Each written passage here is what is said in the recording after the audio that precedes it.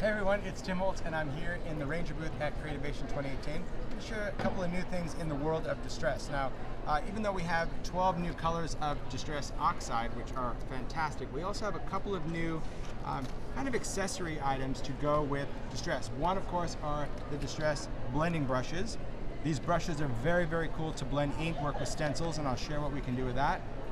And of course, distress resist spray, which creates a very cool resist through stencils or spraying it on paper. And you can even use this stuff with your favorite embossing powder, because you can emboss with this spray. Pretty cool. So let me take you through and share some of the demos. We'll start with resist spray really quick. Now this is a very milky consistency. It looks white, but it will dry completely clear. And it is designed to go on any surface. We can spray it on glass, on metal, on fabric, on wood. But on paper, of course, we can use our inks and our other mediums with it. And all we need to do is take our paper. It doesn't really matter what kind of paper you work on, whether it's mixed media heavy stock or watercolor or your journal or anything like that. But when we do spray it, we want to work in a box. We don't even want to work on our trusted craft sheet, because this stuff, when it dries, it will actually dry with a texture.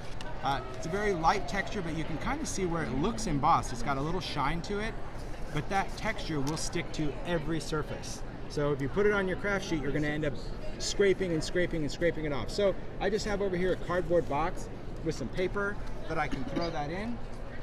I can take my spray. I don't need to shake it. I don't need to do anything. On my tag, I'm just going to spray in a little bit of an area. On my watercolor, I'm just going to kind of splatter it a little bit, just because we can control different patterns. Now, the key to working with this when you are finished spraying is just take a baby wipe and wipe off the spray nozzle direct. You don't need to unscrew this, you don't need to flush it out. As long as you just wipe off that spray nozzle, you are good to go. We don't have to worry about it clogging up. Now, drying time of resist spray.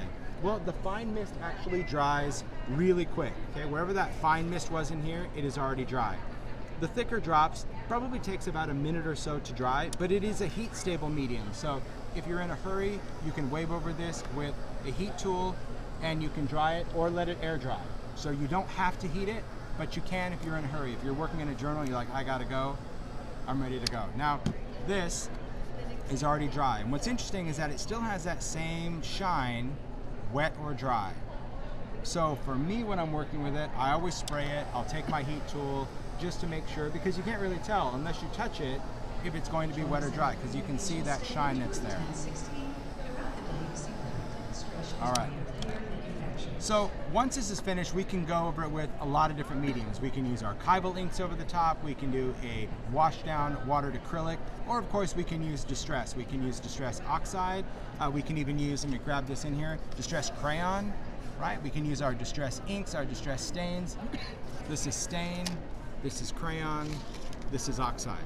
Now these happen to be sprayed through a stencil. So if you're going to use a stencil with your resist spray, you need to make sure that you have a container of water. Bring this over here. It's just regular water, just sludgy water. But if you go through a stencil and you spray this, you simply want to make sure that your stencil goes into water immediately. And this resist spray will dissolve. If it dries on your stencil, it's on your stencil, okay? It's part of the stencil, yeah. It's a textured stencil now, but that's okay, it'll still work. But what's great about this really is the effect that it gives. So here I'm just going to go in quickly with some spray stain. And I'm going to spray some colors. And you'll see that when you first apply the inks, especially something fluid, you're not going to notice anything happening. You're going to think, oh, maybe this didn't work. I don't think I had enough on there. You will. Trust me, you'll be good. As it starts to dry, that's when you're going to start seeing those resisted areas. Now remember, on this tag, I sprayed this part really heavy and it kind of went a little bit lighter. So I can still go with my water, spray it. I can still give this a little movement, right? Now I can get rid of this ink. And here's what I also like about working with resist spray, because in a mixed media world, we've resisted with a lot of things. Embossing powders, gel mediums, even microglaze. I like the fact that it creates a really cool texture, but I also love that it is heat stable, allowing me to do everything I normally do with ink, meaning when I go and dab off colors, I don't have to worry about this remelting like you would with embossing powder, right? But take a look at all those tiny little speckles that are starting to show up. Right? Every little area that resist spray went resists, and you don't even see it, they're so tiny, but I love the effect that this gives. So cool. And it does give it a texture. I wish there was like texture television. It gives it almost like a little orange peel-like texture to our background. All right, look at that. That is our resisted tag. Love it. So I think just having this new medium that's working with our inks, whether we're doing sprays or whether we're doing stencils, just fantastic. Now, embossing, I'll just show you some samples of that. You know, working through a stencil, I love the fact that we can go solid and fading out. So this was sprayed exactly how I did the ink tag, right? Which over my stencil, I sprayed this heavy and this was faded out. And all you do is add embossing powder. And Ranger's got a ton of embossing powders. The trick to this one, everything ready, right? Powder ready, sheet to catch my powder ready, water ready. Yeah, because this is a medium that's designed to dry very, very fast, right? We wanted that because if you're doing mixed media, we want to get things to dry. So I'm just going to take my stencil, place it down. I'll take my resist spray, and here I'll just go in. I'm going to spray it heavy through the bottom of that. Take this, wipe off the nozzle, pick up the stencil, put it in water, everything ready. Pick this up, pour on my powder.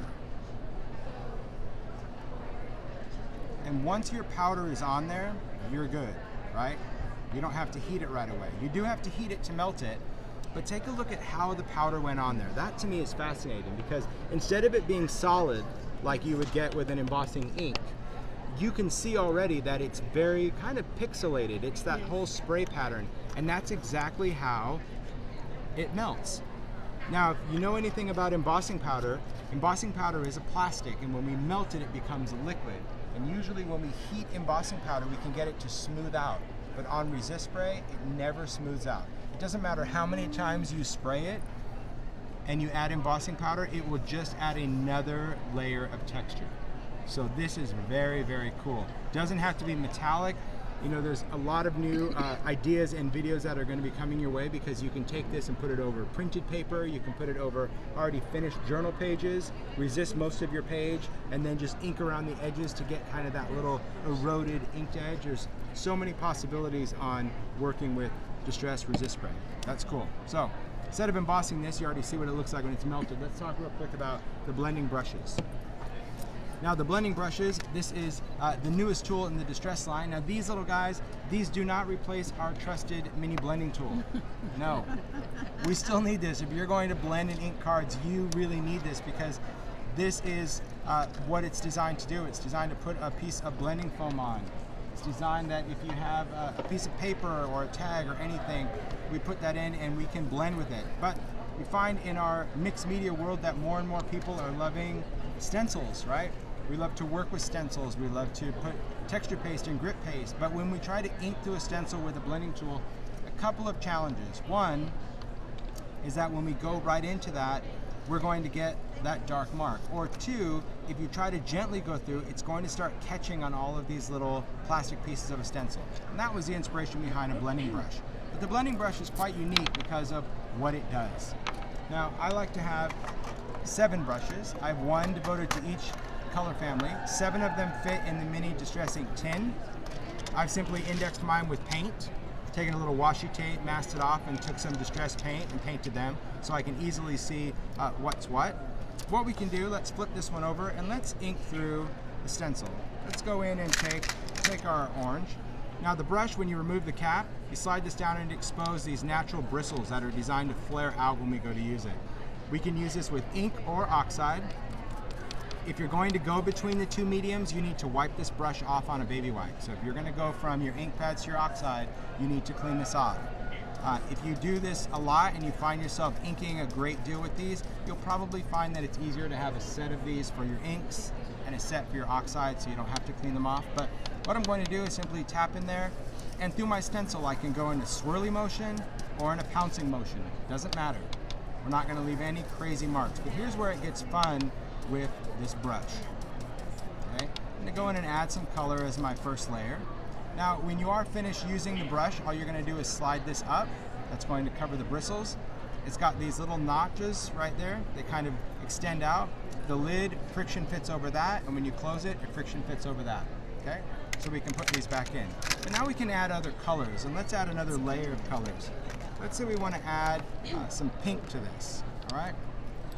when I take this brush and I open this, maybe I just want to focus some of the color. So instead of blending that large area, if I slide this forward, that's going to make all my bristles come together, and that's going to give me a firm little pouncing brush, allowing me to concentrate my color.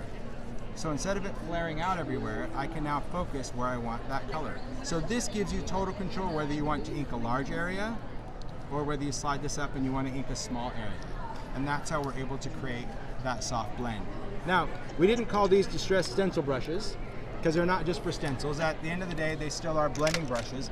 So for people that really struggle blending with an ink blending tool, this brush is very cool because I can take this brush, I can take my ink, and this is really good for a lot of people that work in planners, someone that doesn't want to, you know, take their week and start inking it and then have a chance to actually ruin their week literally by putting a blending tool right on that layout and be like, oh no, the week is ruined.